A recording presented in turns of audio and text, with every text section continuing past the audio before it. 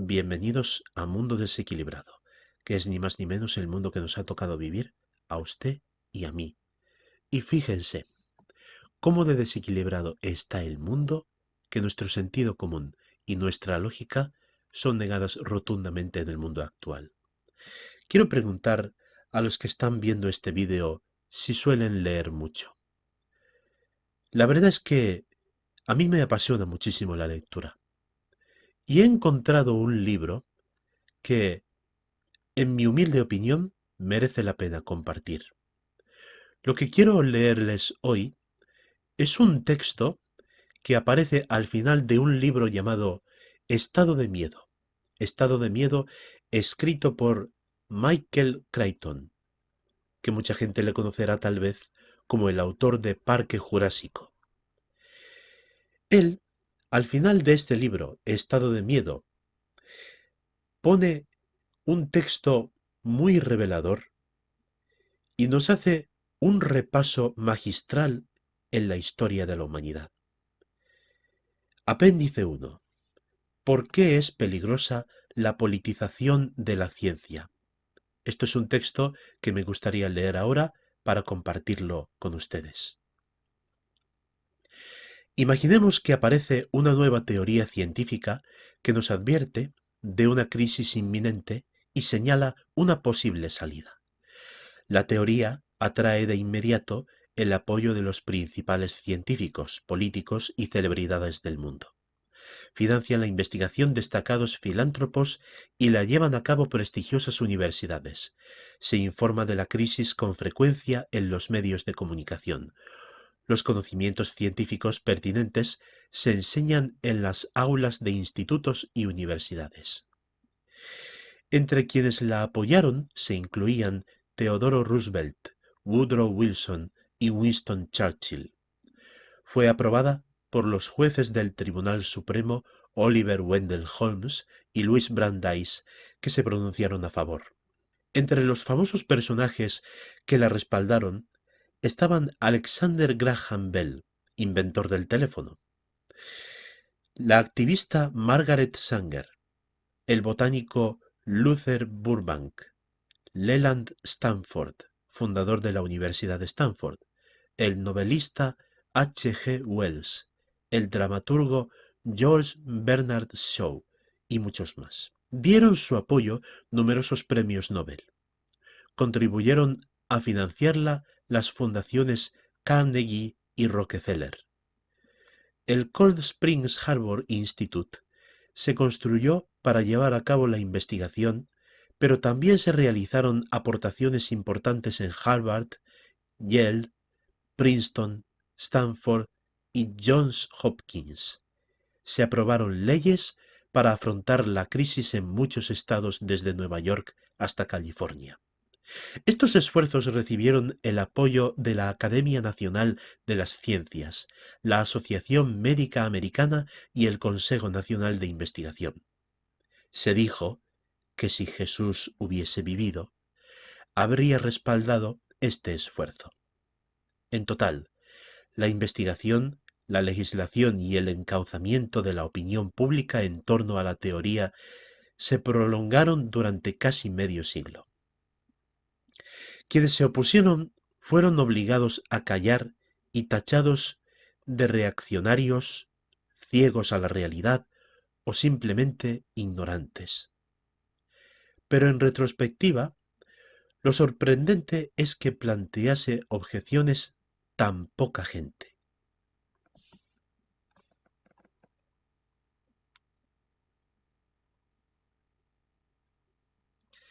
¿Qué?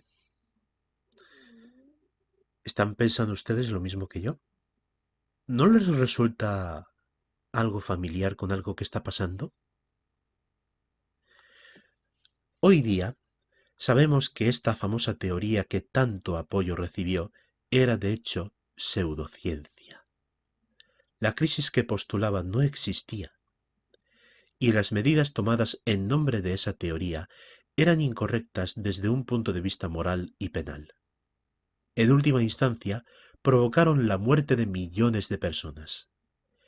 La teoría era la eugenesia, y su historia es tan espantosa, y para quienes se vieron envueltos en ella tan vergonzosa, que en la actualidad apenas se habla, pero debería ser conocida por todos los ciudadanos para que sus errores no se repitan.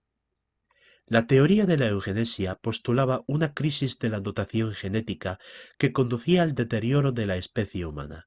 Los mejores seres humanos no se reproducían con la misma rapidez que los inferiores. Los extranjeros, los inmigrantes, los judíos, los degenerados, los incapacitados y los débiles mentales. Francis Galton, un respetado científico británico, fue el primero que especuló en este terreno, pero sus ideas se llevaron mucho más lejos de lo que él preveía. Las adoptaron los norteamericanos con formación científica, así como aquellos sin el menor interés en las ciencias, pero preocupados por la inmigración de razas inferiores a principios del siglo XX. Peligrosas plagas humanas que representaban la creciente marea de imbéciles y que contaminaban lo mejor de la especie humana. Los eugenistas y los inmigracionistas aunaron fuerzas para poner remedio a esta situación. El proyecto consistía en identificar a los individuos que eran débiles mentales. Existía acuerdo en que los judíos eran en su mayor parte débiles mentales, pero también muchos extranjeros, así como los negros, e impedir su reproducción mediante el aislamiento en instituciones o la esterilización. Como dijo Margaret Sanger, acoger a los inútiles a costa de los buenos es una crueldad extrema. No hay mayor maldición para la posteridad que legarle una creciente población de imbéciles. Habló de la carga que representaba ocuparse de este peso muerto de desechos humanos. Estos puntos de vista fueron compartidos por muchos. H. G. Wells se opuso a los enjambres mal preparados de ciudadanos inferiores. Theodore Roosevelt dijo que la sociedad no debe permitir que los degenerados se reproduzcan. Luther Burbank: no debe permitirse que los criminales ni los débiles se reproduzcan. George Bernard Shaw declaró que sólo la eugenesia podía salvar a la humanidad. Este movimiento contenía un manifiesto racismo, ejemplificado en textos como The Rising Tide of Color Against White World Supremacy, del autor estadounidense Lothrop Stoddard. Perdón, soy muy malo en inglés, no sé si se lee así. Pero en su día, el racismo se consideró un aspecto irrelevante del esfuerzo por alcanzar un maravilloso objetivo, la mejora de la especie humana en el futuro. Fue esta idea vanguardista la que atrajo a las mentes más liberales y progresistas de una generación. California fue uno de los 29 estados que aprobaron leyes autorizando la esterilización, pero resultó ser el más optimista y entusiasta. Se practicaron más esterilizaciones en California que en ningún otro lugar de Estados Unidos. La investigación eugenésica recibió financiación de la Fundación Carnegie y posteriormente de la Fundación Rockefeller. Esta última demostró tal entusiasmo que incluso después de trasladarse al centro de los esfuerzos eugenésicos a Alemania e implicar la muerte en la cámara de gas de los internos de los sanatorios mentales, siguió financiando a investigadores alemanes a muy alto nivel. La fundación lo llevó en secreto, pero aún financiaba esa investigación en 1939. Solo unos meses antes de desatarse la Segunda Guerra Mundial. Desde la década de los 20, los eugenistas norteamericanos sintieron envidia porque los alemanes habían pasado a encabezar el movimiento. Los alemanes eran de un progresismo admirable. Establecieron casas de aspecto corriente donde se llevaba e interrogaba uno por uno a los deficientes mentales antes de conducirlos a una habitación trasera que era de hecho una cámara de gas. Allí los gaseaban con monóxido de carbono y sus cadáveres se eliminaban en un crematorio situado en la finca. Con el tiempo, este programa se amplió a una vasta red de campos de concentración ubicados cerca de las líneas de ferrocarril, lo que permitió el eficaz transporte y sacrificio de 10 millones de indeseables. Después de la Segunda Guerra Mundial, nadie era eugenista, y nadie lo había sido. Los biógrafos de los personajes célebres y poderosos no se explayaron sobre la atracción ejercida por esa filosofía en sus biografiados, y en ocasiones ni siquiera lo mencionaban. La eugenesia dejó de ser tema en las aulas universitarias, aunque algunos sostienen que sus ideas siguen vigentes bajo una forma distinta. Pero en retrospectiva destacan 3 puntos. Primero, pese a la construcción del Cold Springs Harbor Laboratory, pese a los esfuerzos de las universidades y los alegatos de los abogados, la eugenesia carecía de fundamento científico. De hecho, en la época nadie sabía qué era realmente un gen.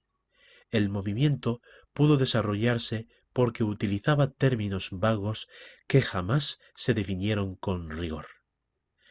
La debilidad mental podía significar cualquier cosa, desde pobreza y analfabetismo hasta epilepsia.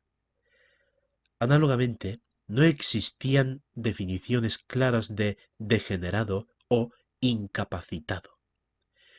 En segundo lugar, el movimiento eugenésico fue en realidad un programa social disfrazado de programa científico. Lo impulsaban el racismo, la preocupación por la inmigración y el hecho de que gente indeseable se trasladase al barrio o al país de uno. Una vez más, una terminología vaga contribuyó a ocultar lo que ocurría realmente. En tercer lugar, y lo más lamentable, las instituciones científicas de Estados Unidos y Alemania no organizaron ninguna protesta continuada. Todo lo contrario. En Alemania, los científicos se apresuraron a incorporarse al programa. Los investigadores alemanes modernos han vuelto a revisar los documentos nazis de la década de los 30. Esperaban encontrar instrucciones indicando a los científicos qué debían investigar. Pero eso no fue necesario. En palabras de Ute Deichmann, los científicos, incluidos aquellos que no pertenecían al partido nazi, procuraron obtener financiación para su trabajo mediante la modificación de su comportamiento y la cooperación directa con el Estado. Deichmann hace alusión al papel activo de los científicos respecto a la política racial nazi, donde la investigación tuvo el objetivo de confirmar la doctrina racial. No puede documentarse ninguna presión externa. Los científicos alemanes adaptaron sus intereses como investigadores a las nuevas políticas, y los pocos que no se adaptaron desaparecieron. Un segundo ejemplo de ciencia politizada posee un carácter muy distinto, pero ilustra los riesgos presentes en el hecho de que la ideología de un gobierno controle la labor de la ciencia y de que unos medios de comunicación poco críticos promuevan falsos conceptos. Trofim Denisovich Lysenko fue un campesino con gran aptitud para la autopromoción que, según se decía, resolvió el problema de la fertilización de los campos sin fertilizantes ni minerales. En 1928 declaró haber inventado un procedimiento llamado vernalización, mediante el cual las semillas se humedecían y enfriaban para potenciar el posterior crecimiento de los cultivos.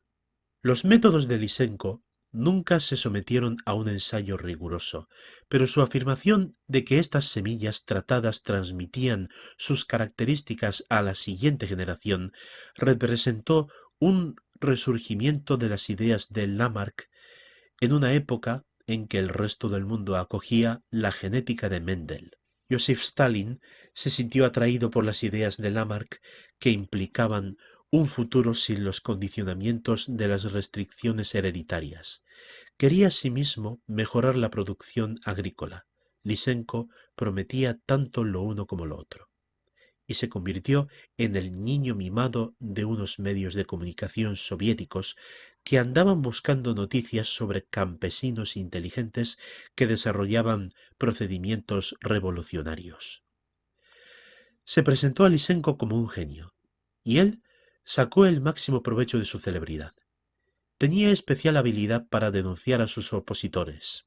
Utilizó cuestionarios de granjeros para demostrar que la vernalización incrementaba el rendimiento de los cultivos y eludió así cualquier ensayo directo. Impulsado por el entusiasmo estatal, su ascensión fue rápida. En 1937 pertenecía ya al Soviet Supremo. Para entonces, Lysenko y sus teorías dominaban la biología rusa.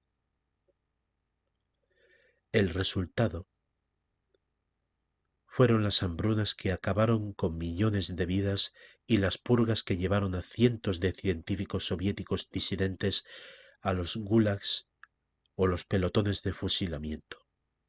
Lysenko llevó a cabo un agresivo ataque contra la genética, que finalmente se prohibió por considerarse pseudociencia burguesa en 1948. Las ideas de Lysenko carecían de toda base y, sin embargo, controlaron la investigación soviética durante 30 años.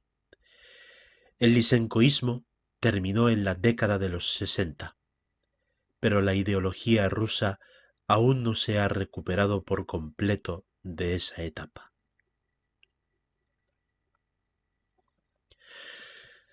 Ahora participamos en una nueva gran teoría, que una vez más ha captado el apoyo de políticos, científicos y celebridades de todo el mundo. Una vez más, la teoría es promovida por las principales fundaciones. Una vez más, la investigación corre a cargo de prestigiosas universidades. Una vez más, se aprueban leyes y se aplican con carácter de urgencia programas sociales en su nombre. Una vez más, los críticos son pocos y reciben un maltrato. Una vez más, las medidas que se aplican tienen poca base en la realidad o la ciencia. Una vez más, grupos con otras agendas se esconden tras un movimiento que parece tener elevadas miras. Una vez más, la superioridad moral se utiliza como argumento para justificar acciones extremas. Una vez más, el hecho de que algunas personas salgan perjudicadas es considerado un mal menor porque se afirma que una causa abstracta es más importante que cualquier consecuencia humana. Una vez más, términos vagos como sostenibilidad y justicia generacional, términos sin una definición establecida, se emplean al servicio de una nueva crisis. En la ciencia, los ancianos suelen equivocarse, pero en la política los ancianos son sabios, aconsejan cautela y al final tienen razón a menudo. La historia pasada de la fe humana es un cuento con moraleja. Hemos matado a miles de congéneres porque creíamos que habían firmado un pacto con el diablo y se habían convertido en brujos. Aún matamos más de 1000 personas al año por brujería. En mi opinión, solo hay una esperanza para que la humanidad salga de lo que Carl Sagan llamó el mundo demonizado de nuestro pasado. Esa esperanza es la ciencia. Pero como dijo Alston Chase, cuando la búsqueda de la verdad se confunde con la defensa política, la búsqueda del conocimiento se reduce a una búsqueda de poder. A ese peligro nos enfrentamos ahora, y por eso la mezcla de ciencia y política es una mala combinación, con una mala historia. Debemos recordar la historia y asegurarnos de que lo que le presentamos al mundo como conocimiento es desinteresado y honesto.